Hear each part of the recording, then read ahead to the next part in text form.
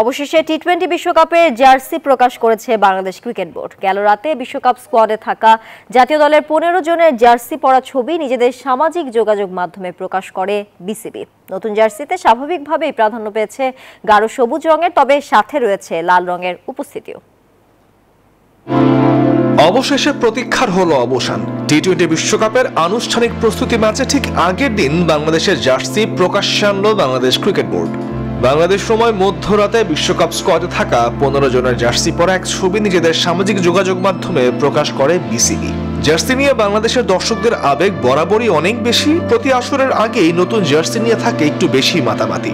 তবে জার্সি প্রকাশে প্রতিবারের মতো এবারও একটু বেশি সময় নিয়ে নিল বিসিবি।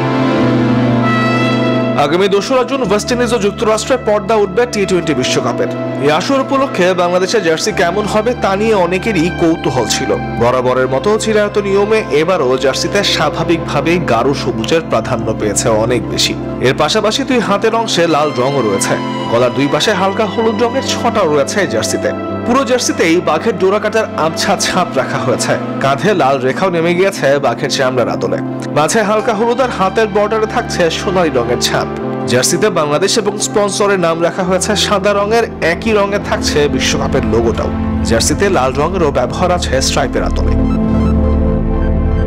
2019 ওয়ানডে বিশ্বকাপে জার্সি উন্মোচনের পর হয়েছিল তুমুল বিতর্ক। সবুজ জার্সিতে ছিল না লালের ছোঁয়া।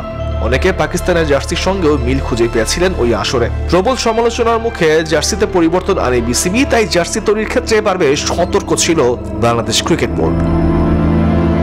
তবে টাইগারদের জার্সি প্রকাশ পেল, টাইগারদের আসল জার্সি পাওয়া যাবে না কোনো আউটলেটে। পার্শ্ববর্তী দেশ ভারত পাকিস্তানের সমর্থকরা সহজেই অনলাইন থেকে নিজ দলের জার্সি কিনতে পারলেও সে সুযোগ পাচ্ছে না বাংলাদেশি সমর্থকরা। অবশ্য বিসিবি চাইলে জার্সি সরবরাহ করতে প্রস্তুত রয়েছে জার্সি প্রস্তুতকারী প্রতিষ্ঠানটি। তামিমুর রহমান, নিউজ 24।